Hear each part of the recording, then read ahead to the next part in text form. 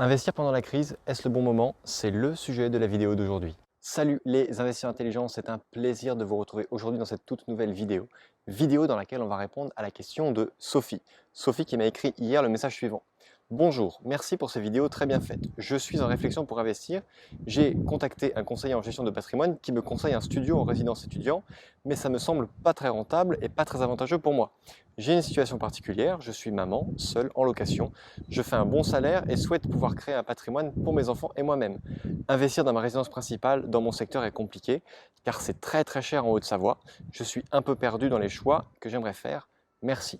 Écoute Sophie, on va répondre étape par étape à ton message. Déjà, je te remercie d'avoir laissé un commentaire. Et premièrement, ce que l'on peut se dire, c'est que est-ce qu'il est bon ou non d'investir en temps de crise? Depuis que j'ai fait quelques vidéos sur le sujet, j'ai eu des centaines et des centaines de commentaires. Alors, il y a deux catégories de personnes, d'accord? Il y a ceux qui sont sûrs et certains que la crise va abîmer énormément l'économie et que tout va être pire qu'avant et qu'il va y avoir vraiment de très très mauvaises choses à venir pour l'immobilier. Il y a ceux qui pensent que les taux vont remonter en flèche, que, étant donné qu'il va y avoir des milliers et des milliers de décès, il va y avoir une inondation de biens à la vente qui vont arriver sur le marché, et donc que l'immobilier va s'écrouler dans les mois à venir.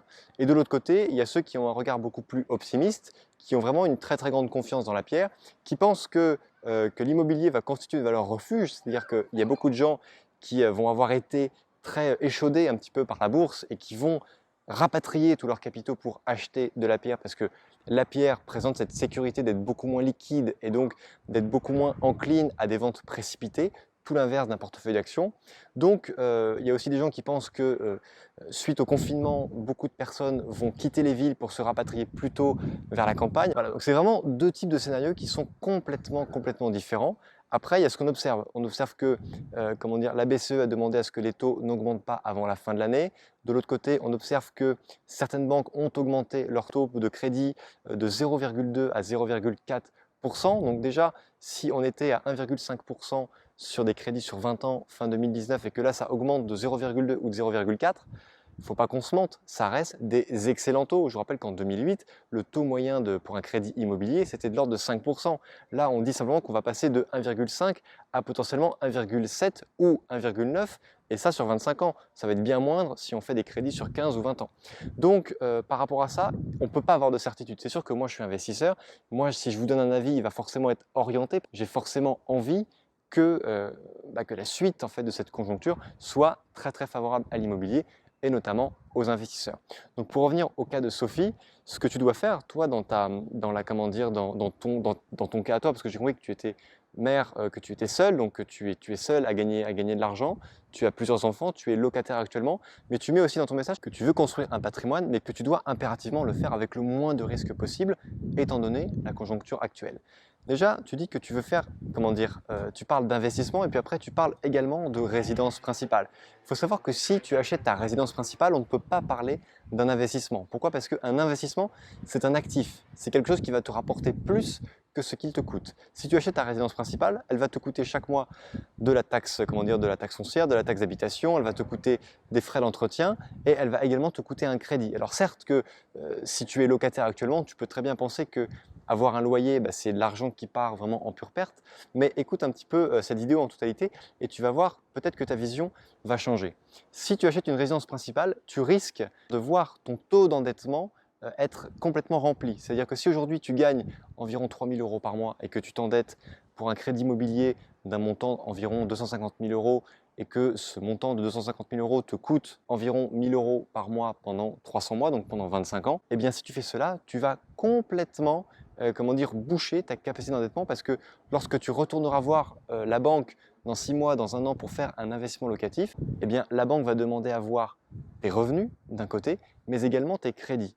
Et si tu gagnes 3 000 et qu'il y a 1 000 euros de crédit de l'autre côté, elle va juger que tu as 33% d'endettement et qu'elle ne peut donc pas te prêter plus. Évidemment, si tu as un reste à vivre qui est important, elle pourra tout à fait réétudier sa décision. Ce qu'il faut retenir, c'est que si tu commences à emprunter pour acheter un actif, donc quelque chose qui va te rapporter plus que ce qu'il va te coûter, Alors oui, là, tu vas augmenter ta capacité d'endettement parce que forcément, tes revenus vont eux-mêmes augmenter. Donc cette notion d'actif, elle est très importante. Quand je parle d'un actif immobilier, c'est un appartement que tu vas acheter, tu vas le mettre en location, par exemple 1000 euros par mois, et en revanche, cet appartement ne va te coûter que 700 euros par mois de crédit pendant toute la durée du crédit.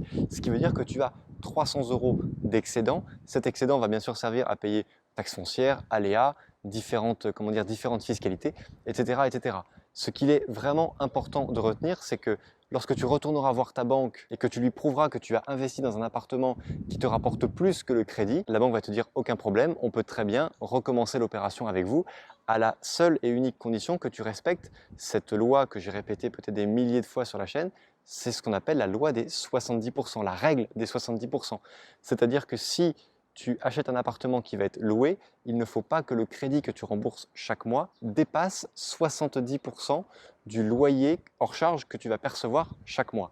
Pourquoi? Parce que lorsque la banque va calculer ton endettement sur du locatif, elle va pondérer le loyer en appliquant une baisse de 30%. Donc si tu gagnes 1000 euros de loyer par mois, la banque ne va en considérer que 700. C'est tout simplement ça. Et bien sûr, il y a deux autres paramètres qui sont complètement indissociables, enfin tous les trois, hein. Règle de 70%, la qualité du bien, l'achat, l'appartement que tu vas acheter. Dis-toi si toi-même tu pourrais y vivre, est-ce que tu pourrais y loger ton meilleur ami, tes parents? Voilà. Si la question c'est oui, ok, ça veut dire qu'en termes de qualité du bien, on est ok. Et en revanche, troisième point, c'est la tension locative. Il n'y a rien de pire qu'un appartement qui ne se loue pas. D'accord? Très souvent, on est aveuglé par l'appât du gain parce que on regarde les appartements qui offrent des rendements bruts très très importants. Mais très souvent, on oublie de prendre en compte le facteur tension locative. Donc, tu as un site internet qui s'appelle le tensiomètrelocatif.com. Je te mets le lien dans la description, dans la partie thème de la vidéo pour que tu puisses aller voir ce site. Tu tapes le code postal de la commune qui t'intéresse et puis tu regardes en fonction de studio, de chambre, de T2, T3, T4 ou de maison, s'il y a beaucoup de demandes ou pas. Et une fois que tu auras fait cela, il faudra que tu ailles sur Le Bon Coin, tu vas poster une fausse annonce et si les résultats sur Le Bon Coin attestent qu'il y a une vraie demande pour le type de bien que tu veux acquérir pour mettre en location, alors oui, tu pourras y aller. Si vous avez trouvé que cette information est importante, c'est vraiment là le moment de liker cette vidéo. Mais je reviens sur un point très important, c'est qu'on est actuellement en période de crise et il est donc vraiment très important, surtout pour toi qui es seul à travailler et qui a des enfants à charge, il faut vraiment que tu te constitues avant même de commencer à investir un fonds d'urgence au minimum de 18 mois. Donc je prends un exemple. Si tu achètes un appartement qui va te coûter environ 100 000 euros. 100 000 euros, si tu fais un crédit sur 25 ans, ça va te coûter 425 euros par mois, 425, 450 euros en fonction du taux que tu auras choisi.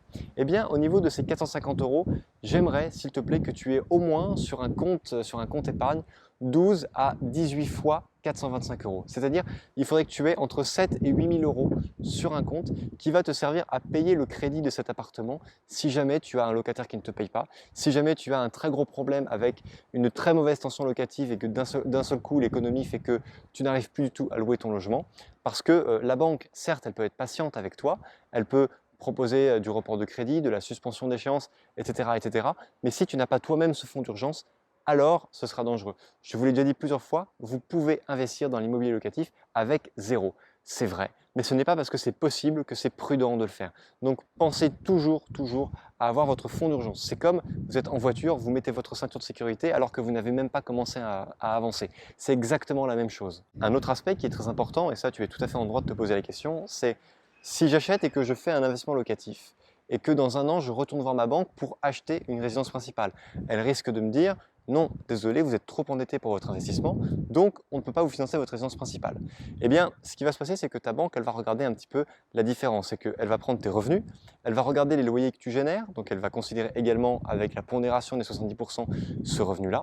Elle va regarder le crédit qui est adossé à ton investissement locatif, mais elle va aussi voir que tous les mois, tu es capable de payer un loyer de 700 800 euros, je ne sais pas quel est le montant de ton loyer, et que ce loyer-là, en fait, tu veux juste simplement le transposer en crédit pour, au lieu de verser cet argent-là à ton propriétaire, le verser à la banque pour que toi, petit à petit, tu deviennes doucement propriétaire entièrement de ton bien au fil des années lorsque tu rembourseras le capital.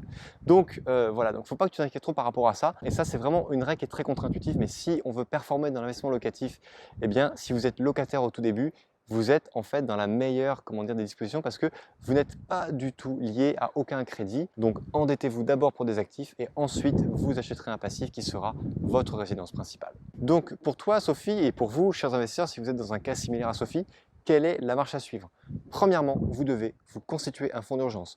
Deuxièmement, vous devez trouver des biens immobiliers dont le montant mensuel du crédit ne vous met pas en danger financièrement. N'ayez pas les yeux plus gros que le ventre. Troisièmement, il y a le QAT, qualité du bien, autofinancement, tension locative. Je vous mets un lien juste ici qui vous renvoie vers une vidéo que j'ai faite il y a quelques mois maintenant, elle est assez récente.